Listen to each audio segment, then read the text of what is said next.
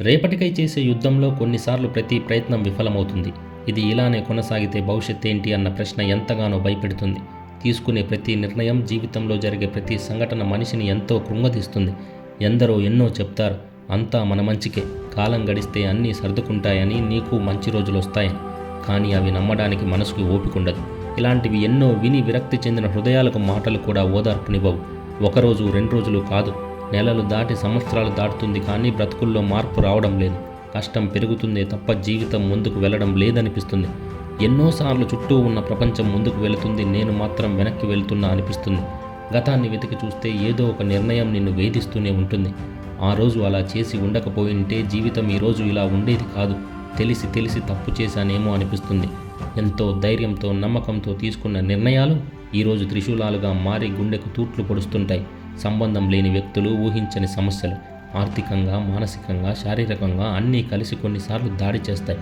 ఈ విశాల ప్రపంచంలో కనీసం మన బాధ అర్థం చేసుకునే వాళ్ళు ఒక్కరు కూడా లేరా అన్న ప్రశ్న హృదయాన్ని కలిచివేస్తుంది. ఒకప్పుడు ఎంతో ధైర్యంగా ఉన్న వ్యక్తికి చిన్న చిన్న మాటలే కన్నీళ్లు తెప్పిస్తాయి. మానసికంగా చాలా సున్నితంగా మారిపోయా అన్న భావన కలుగుతుంది. ఇలా 1-2 రోజులు కాదు, నెలలు, సంవత్సరాలు కూడా కొనసాగవచ్చు. నిన్ను నువ్వు కోల్పోయి, జీవితం అగాధంలా మారిపోయి, నీ చుట్టూ ఉన్న ప్రపంచానికి నువ్వు అనాథలా కనిపించవచ్చు. అయినా కూడా వెనుతిరగకు, వెనకడుగు వేయకు.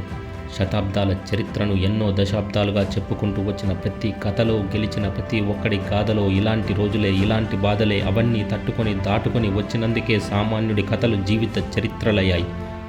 ఎందరో నిరాశకు ధైర్యంగా మిగిలాయి. నీకు నాకు కొన్ని వేల కిలోమీటర్ల దూరం ఉండొచ్చు.